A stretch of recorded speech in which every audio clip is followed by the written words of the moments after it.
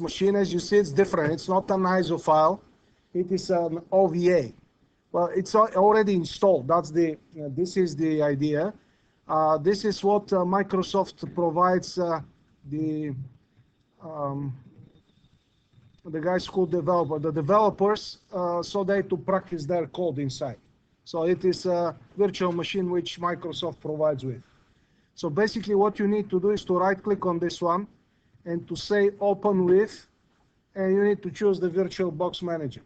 Okay, so you need to click VirtualBox Manager, and eventually it will start it and it will ask you to import it inside the VirtualBox Manager, as you see.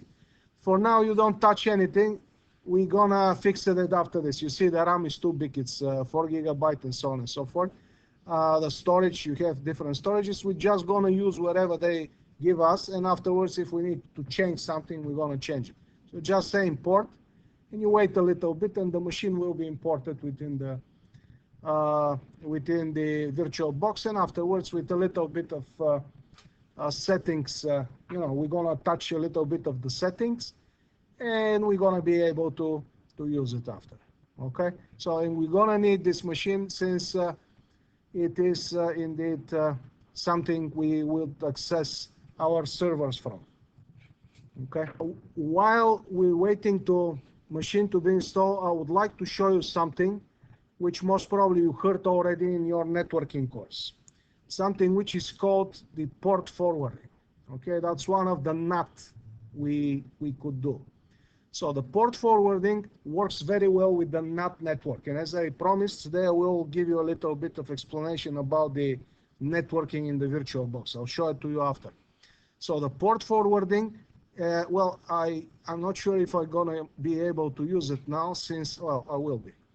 So what you need to do for the port forward, if you would like to, let's say, access from your real computer, if you would like to access your virtual computer, it works like you're gonna do it from outside internet to inside internet. It works almost the same way.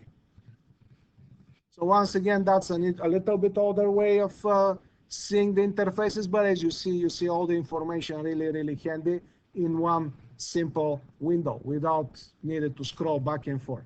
ipconfig, although it's the best one, it will show you everything if you need to see. It is now, I put it into the folder, it's a PNG file, CMD replacement ipconfig. Any questions, guys? So that's the way I see my computer's IP address.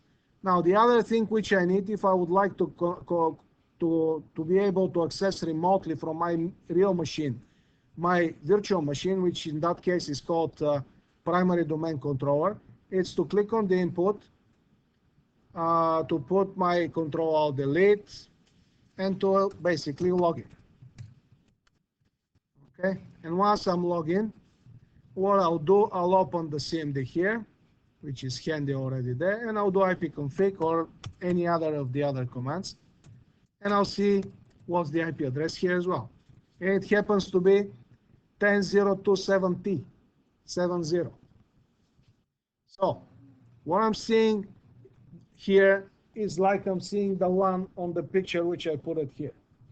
What I'm seeing on my real computer, this one, my real computer, what I'm seeing here is like I'm seeing the internet address of my picture there, which is on the router on the black side, 1.1.1.2. That's what I'm seeing at the moment.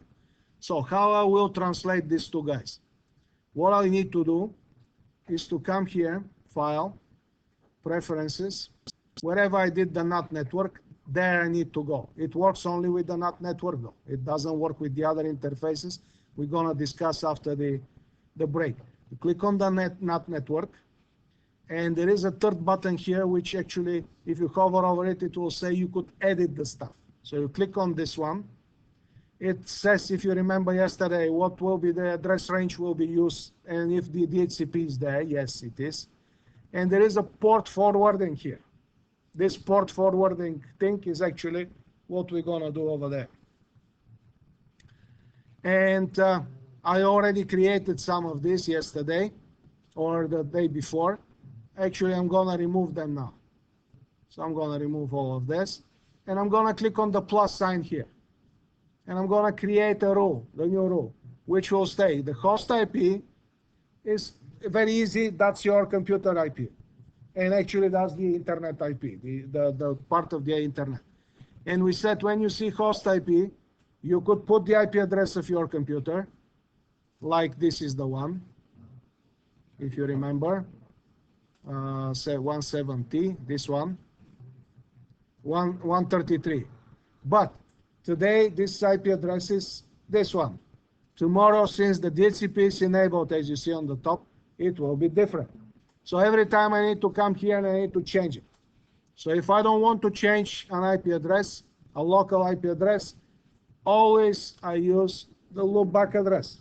So 127.0.0.1. And the host port, now the host port is, so when I use this command, netstat-a-n-o, and if I look for a specific port, and if when I click enter there is no answer, that means I could use this port. Let's try with another port. Let's try with 443. Let's see what will be the reply. Can I use this port?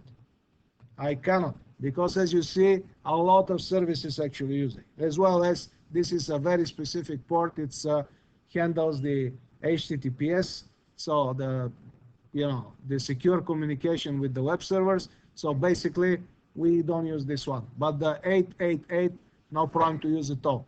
So what I do next here is to put this port here on the host port. So 8888. That's as I did it on the black side there, 1.1.1.1:888. Okay. Now, my guest IP, we see it here, 10.0.270. Well, I'll put it here, 10.0.2.7t. Okay. And the guest port, since we're gonna use the Microsoft, the Microsoft Remote Desktop Protocol, it by default using 3389. If you check it, the RDP use 3389. That's the default port which is in use there. So I'm gonna put it. Now, once again, the guest IP and the guest ports. Once I'm done, click OK. I'll confirm again and again. And now is the moment of truth. Okay, I want to access this computer as the administrator remotely from my real computer. So I'll click here on the start button. The default the default command for this is MSTSC, Microsoft Terminal Services Console. That's where it's come from. But if you write down remote, no problem at all. It will open it as well, the remote desktop connection. So I'll do and I will say here 10.0.8.2. Well, I need to say 127.0.0.1:8888. Okay, and I will say connect. Well, I see here username and so on and so forth. I could change this eventually if I need to. Say connect. Now it's asking me for the password. We know what's the password. Now it's happened to be this. If it's not this one, I just click more choices and I do whatever it is. Okay, the same way. Now you see I'm using my domain /administrator, right? So I'm gonna say okay. If I see this screen, it's a good one. It's a good sign. I'll say don't ask again. We'll speak about certificates later. I'll say yes. And indeed, what will happen, because I'm logging with the same user, I would access remotely through the remote desktop connection. I would access my virtual computer. So I'll open my virtual box and I will finish. As you see, my Windows 10 has been imported. I'll move it into the sources, so you could drag and drop and put it into the sources, no problem at all. And this part, because it's kind of a source or a template machine. And then I will go and I'll do some settings here. I will change some settings. I'll click on the settings. And you see right away, I see some invalid settings, When you see invalid settings, guys, don't freak out. Just click on this and it will tell you what to do. When you click here, it tells me clearly what to do. It says the virtual machine is currently assigned less than 27 megabyte of video memory, which is the minimum amount required to switch. Well, we go here where it says display, and it is indeed 27, and it's in the red part. So just drag it to 128, and that's done. But it's still, there is a problem. We go there again, and it says then the virtual machine is configured to use a graphics controller other than the recommended vbox SVGA.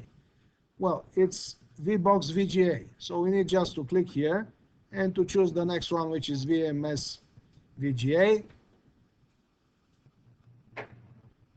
vbox, I'm sorry, this one, the third one. And wherever you hit as an error will disappear. So when you see an error in VirtualBox, don't freak out, click on it and read what it says. It's always very well explained what to do. Okay, so I just fixed it. And then I'll go to see the storage. I have the storage. Well, I might need a CD. Very easy to add a CD. Click here on this CD plus on the top. It will ask you to add it. Indeed, you could say leave empty, and you're going to have an empty CD. You're going to have it. The network, you know what we need to do. We need to change to NAT network on this, right? We need a NAT network there. Well, remember on the general advanced, it's a good idea to allow bidirectional communication between the virtual machine and the real machine, drag and drop and copy and paste. That's very good. And in the shared folder, it's good to share our desktop or wherever you want to the virtual machine as well. So to have access, and that's to be auto-mounted automatically. Everything what we've been doing up to now, and it's done. I will check just the RAM memory. I will check how much it is. Well, it's 4 gigabyte. I don't need too much. I will actually go to 2 gigabyte. I'll say OK. And I might even start it. I will stop the BDC, so I don't want my machine to crash.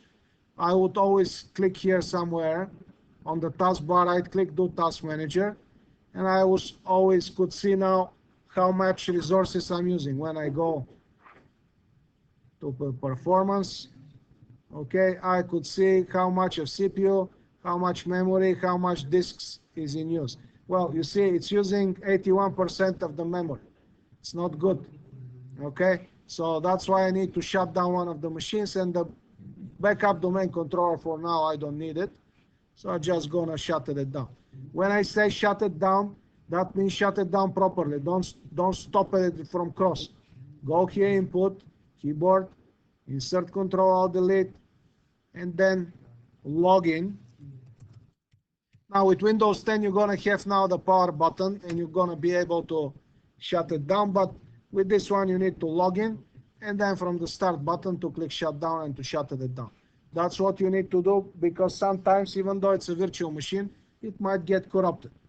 And you don't want this, since, you know, you need to do some manipulations otherwise. Click on this one, I'll click here on the button, and I will shut down the machine. When we open the Windows 10, actually, the things are very clear with it. Windows 10, let me just find it out. It's here actually. This one. Windows 10. I haven't started it, guys. I'm talking about it, but never started. So I'll start it first, and then I'll create a copy of it. Right. So I'll started it. And the initial password, once again, for the created user here is password with capital P and O, 0 instead of O.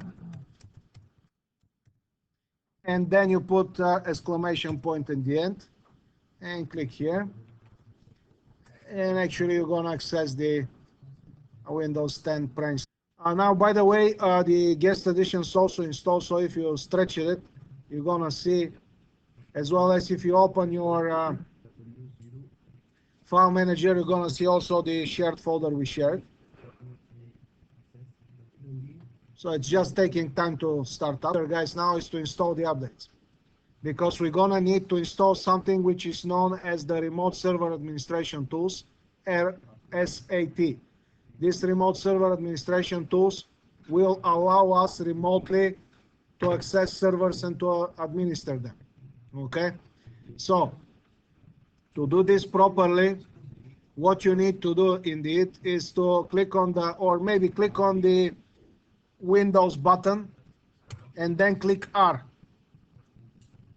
So it will open the, when you click Windows button and R, it's very slow, it will show it to you, this one, the run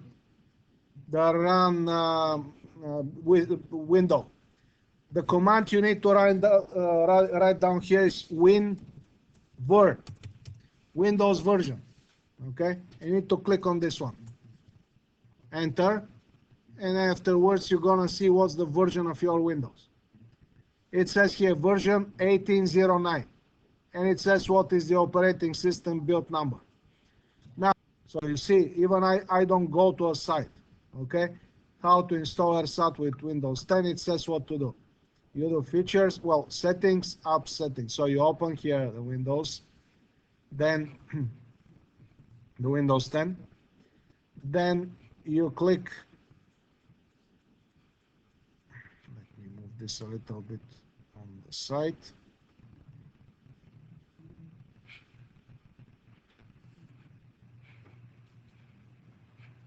Okay, like this. So you click and you do settings. Here's the settings. Then you navigate wherever it says apps, which is this one on the right side, a little bit at the bottom. And then you go and find out manage optional features, as they say here.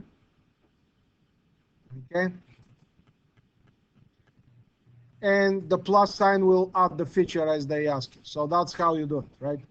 So here's the add the feature tool, and you're gonna go a little bit down and you're gonna start adding all of them then. Well, it will be here, see optional features history.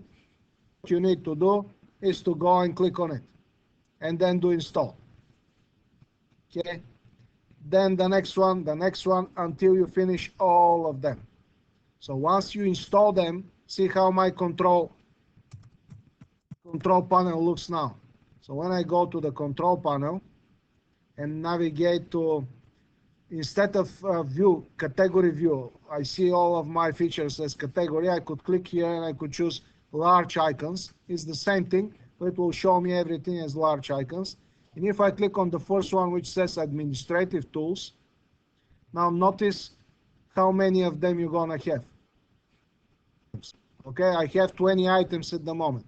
Any one of this which I'm gonna install, and there will be another 20, I would say, will be added here. So afterwards, all of these features you're gonna install, you're gonna look for them here in this one. And most of them, all of them will help you out to navigate and to work on your servers remotely.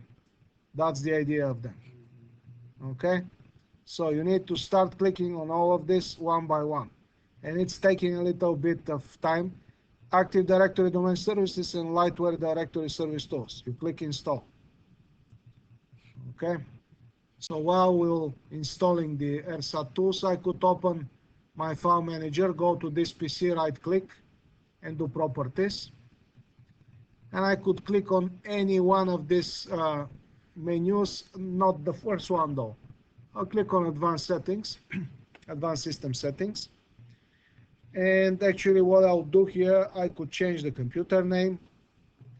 I could also do, will allow my remote desktop again, the same way I did with the server. I will change the name as I mentioned. I'll call this one Windows 10, I'll call it. I'll say okay, but for now I'm not gonna reboot it since, you know, I'm doing something else.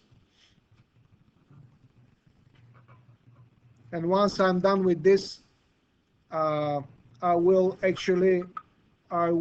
do a snapshot, and I will work with the snapshot. That's what actually Microsoft themselves. So when you install, guys,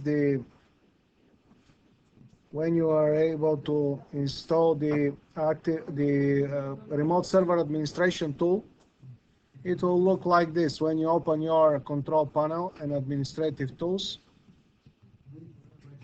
it will look like this. You're gonna see all of them. You're gonna have, instead of 20, you're gonna have 45 items. Now, you to be able to use these items, the best choice is you guys to join this computer to the domain. That's how we call it. Join to a domain. So join it. It's kind of easy. Don't forget though, the first thing you need to do is to come to the networking part here, the networking sharing center, and to change the DNS to point out to, when you go Ethernet here, change it after options, right click and to properties. Don't forget to remove the IP version 6 as I did again, and click twice and change the DNS server to the IP address of your server. So that's what it's supposed to be, because otherwise it won't know which one is the domain name server, right? So then you could test it. Well, first of all, you could right click and enable the, I did it already, so I'm not going to do it again. What you could do here eventually is to open the CMD. You could open the CMD, and you could do an lookup. Yes, that's what it is. And lookup will show it to you exactly. Well, it will show you if there is connectivity. Say Google. And if there is connectivity, it will show it to you which one is the server. So that's the connectivity. You have a reply, and this is the server. That's what we need. As soon as we have this, from this moment on, actually it's easy. You see, I don't have now this IP of this computer yet. I don't have it yet. Well, you see now the server though has different IPs. Yesterday it was 69, today is 70. Well, that's not a good thing. We need to put the server static. Okay, so that's not a good thing. It cannot change its IP address all the time. That's an illustration why the server is supposed to be with static IP address. So without further ado, I will come here and we'll change the IP address. It's very easy. Just gonna change the IP address to wherever it is at the moment. So go here, I'll go to properties and click on IP version 4. And now I will click here and I'll put the IP address again, 10.0.2.7t. My subnet mask I need to change because it's by default it shows for the class A. And the default gateway, well, we didn't do it before. Let's check. Well, it's 10.0.2.1. It's very important to use the default gateway because this one actually is provided by VirtualBox. So once I do this, I'm done. I'll click a couple of times OK. I will disable and re-enable the server. And of course, I could check now the Google again very easily. I could do an lookup. I could do a simple ping. And if I have reply by name, it's that's what I need. So now my server is fine. I could actually come here. Just statically, I could right click, do properties, disable this one and apply, and enable it back and apply. So that's how you could clean up sometimes your DNS records. Well, most of the time it's supposed to be cleaned automatically. I could say reload and refresh as well. So say refresh, and I will remove the old one. I just right click and I'll do delete. Yes, and I will refresh again. And now I have my server with the up-to-date IP address. Now I would like to see also the IP address of this guy here.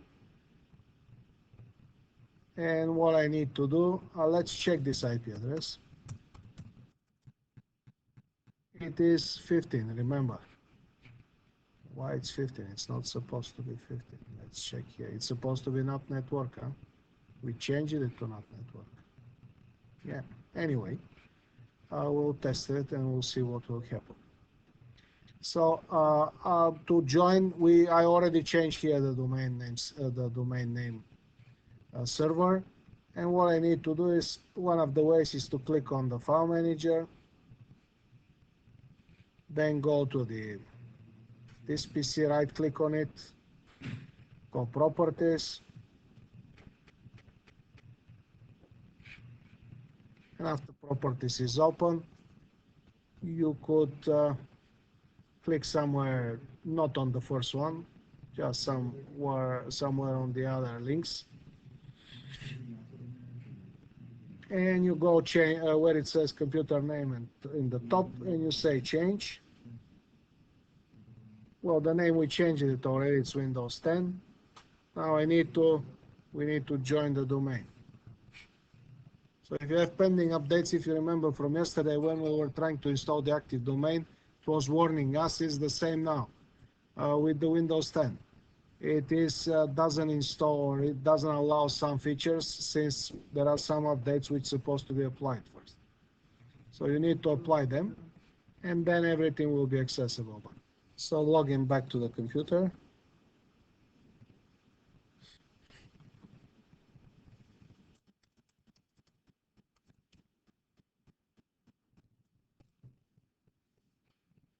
Right now, what's going on here?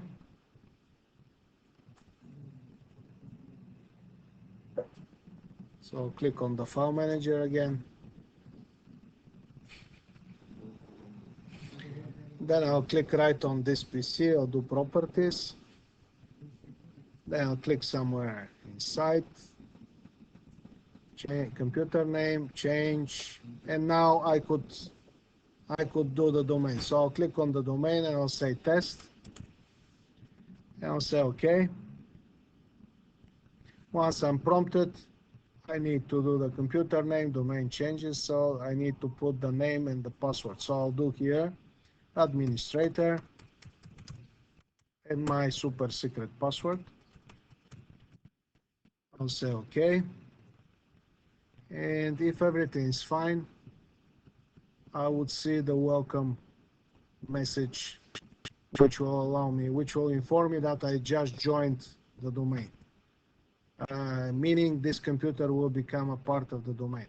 And eventually I will see here the IP address and the name to appear automatically. Let's see. Well, I need to reboot, of course, as well. That's something which always supposed to be done. Here it is. Welcome to the test domain. I'll say OK. I need to reboot, as I mentioned. I'll say close. I will restart. And I could refresh here. I could reload the whole zone. Actually, I could go to the server and I could do refresh here. And I would do reload as well. And if I check the now if I check the reverse lookup, the forward lookup zone, I'm gonna see my Windows 10 already there because it's a part of the domain, and I'm gonna see its IP address. If I go to the reverse lookup zone, well, it will take a little bit of time. It might take a lot of time if this one here is not on. Well, it is on. So we wait a little bit and it might get. If it's not, the easiest way, we could just uncheck and check it back. So here it is back.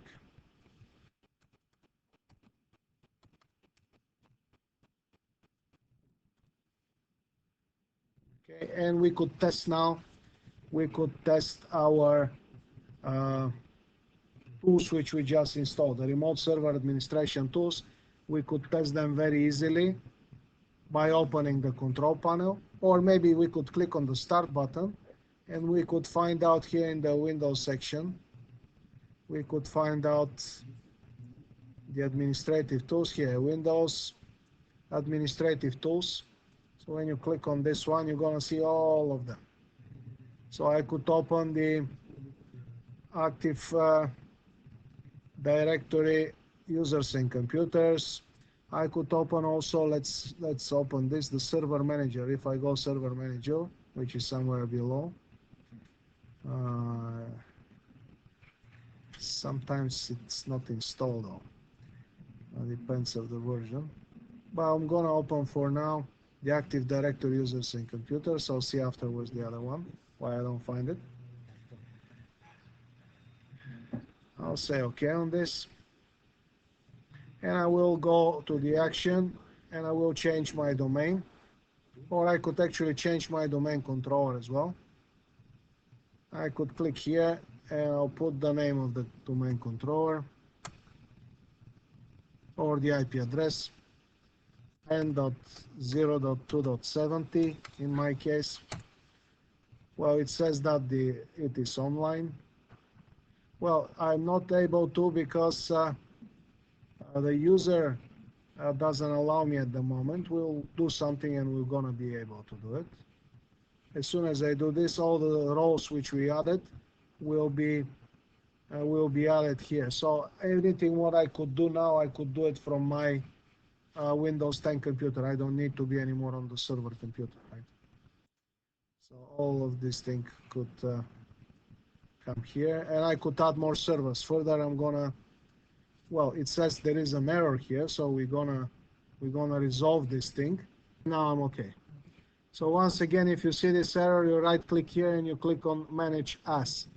Manage As will allow you to log into the server.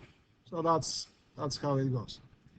So then you're gonna see the active domain services, the DNS, and so on and so forth. All of the things here. So you could see it on the side here. And when we start the other server, of course we could manage the other server as well, and all the other servers we could add. Now, if I go here, manage and tools, actually I don't need anymore the active domain. Everything's here. I could click here, active directory users and computers, or also called Hadoop. Say OK. I will change the domain controller. Windows PowerShell. I right click on the Windows PowerShell and I run as administrator. And then on the Windows PowerShell, I could add the following command. I need to enable the PS remoting on this one.